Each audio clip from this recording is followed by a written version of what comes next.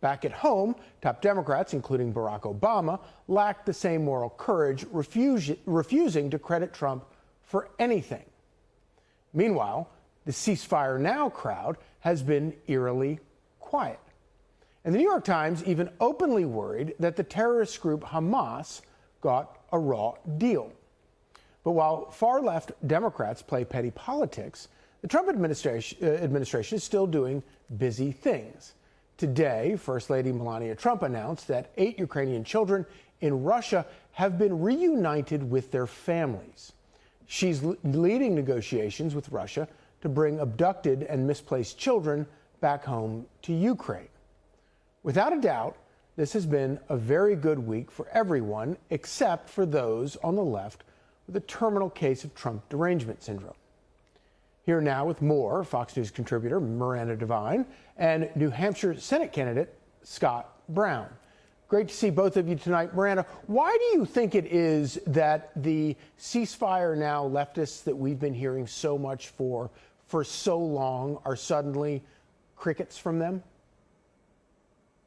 Yeah, silent. I mean, you would expect them, Charlie, to be dancing in the streets. After all, they've been carrying on for 2 years about Palestine. And now that even Hamas is saying that it's over, the war is over, there's nothing from them. And I think it's really because they never cared about that cause. It's just any cause to cause trouble, and any cause that they can cause trouble for Donald Trump.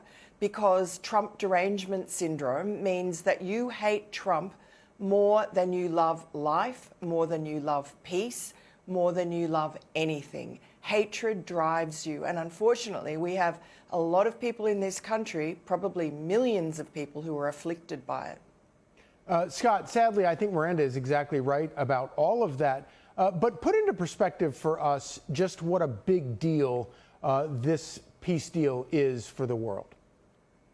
Well, first of all, I've been to Israel. I remember playing basketball in Sderot in an underground bunker, and we saw what happened on October 6th. And this is huge.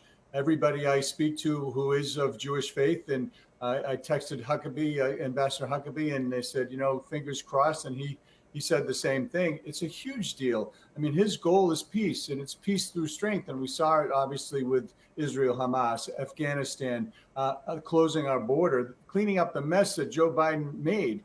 And so he's hopefully going to get to Ukraine and Russia next. He absolutely should have gotten the Nobel Peace Prize. And I commend the recipient for honoring him and recognizing that, but not for his leadership in that region as well, that she may not have received it. So it's only the beginning. He's had a miraculous beginning of his presidency, and I'm really excited to be part of it, hopefully to help him go forward even more.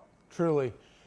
You know, Miranda, it is interesting. It's almost like a cartoon is playing out, and you have one side doing all of these spectacular superhero type things, and you have this other side that is dark and evil and talking about really nasty things.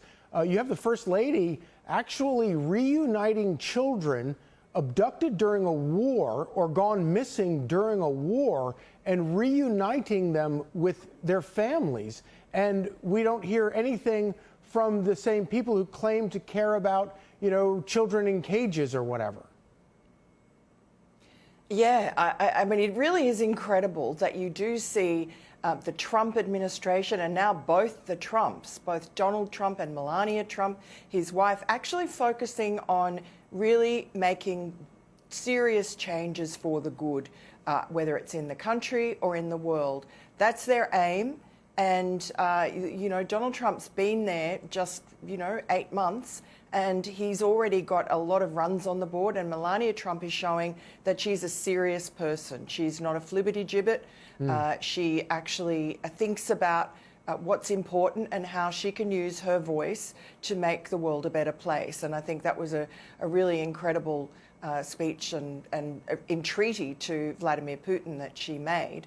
And I do think you're right. It's a split screen. On the one hand, you've got Democrats insisting on keeping the government shut down, regardless of the fact that now you've got military and other people who aren't going to get paid. And on the other side, you have Donald Trump, making this first stage to fixing this intractable problem in the Middle East. Right. Scott, you're, of course, running for Senate in a famously independent state. When you go out and you talk to voters, do they seem to, the news about this seem to break through and actually reach regular, both Democrat and Republican voters or independent voters? Well, certainly the base obviously is thrilled, and a lot of the independents who are truly independent recognize that we need to do things like this. We need to stop wars and have strength. We need to deal with China as they manipulate their currency and build and militarized islands and all that stuff. So yes, absolutely. There's some who just will never be in favor of him or anything he's doing. And respectfully, I think they're missing a great opportunity to find like maybe one or two things to jump on board and be part of, whether it's opening up the government, then negotiating, not just stopping everything cold and then hurting everybody. That's what the Democrats do. And I'm hearing around New Hampshire, especially, that the federal delegation especially is just completely wrong on this issue.